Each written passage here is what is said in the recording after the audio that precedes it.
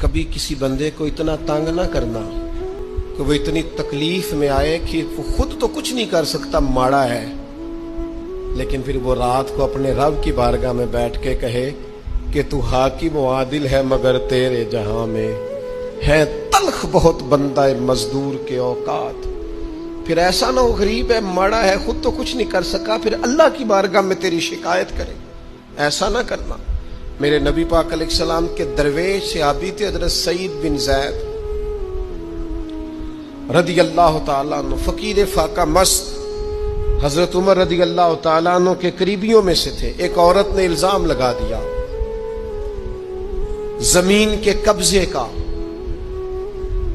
میں کیسے آپ سے کہوں کہ جب لوگ کسی ایسے شخص پر جس نے زندگی ساری دیانتداری سے گزاری ہو، لوگ الزام لگاتے ہیں نا، تو یہ بھی نہیں سوچتے ہم بات کس کے بارے میں کر رہے ہیں، کھلی ہوئی زبان ہوتی ہے، جو مرضی کہہ دیتے ہیں۔ حضرت سعید بن زید پر الزام لگا دیا، اتنا بڑا آدمی، محبوب کا صحابی، اور عورت نے الزام لگا دیا۔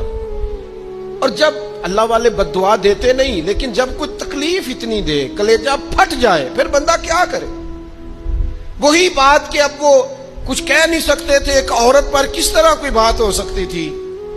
دونوں ہاتھ اللہ کی بارگاہ میں اٹھائے، یہ صحیح حدیث میں موجود ہے۔ دونوں ہاتھ اللہ کے حضور اٹھا کے عرض کرنے لگے، مالک اگر یہ عورت جھوٹی ہے نا تو پھر اسے اندھا کر دے اور اس کی قبر اس کے گھر میں بنا دے۔ صحابہ فرماتے ہیں کہ حضرت سعید ابن زید کا تو وصال ہو گیا، زمانہ گزر گیا، لیکن ہم نے پھر اس بی بی کو اندھا ہوتے دیکھا ہے۔ پھر اس کے گھر میں کنواں تھا اور ہم نے اسے اپنے ہی گھر کے کنویں میں گر کے مرتے ہوئے بھی دیکھا ہے۔ اس لیے کہ جب آپ کسی کو تکلیف دیتے ہیں، جب آپ ستاتے ہیں، جب آپ وہ بات کرتے ہیں جو اس بندے میں موجود نہیں ہے، جب آپ جھوٹ بولتے ہیں اپنے نفس کی تسکین کے لیے، جب آپ زیادتی کرتے ہیں صرف اپنی انا کے لیے، تو پھر بعضوں کا دعائے ضرر نکلتی ہے منہ سے۔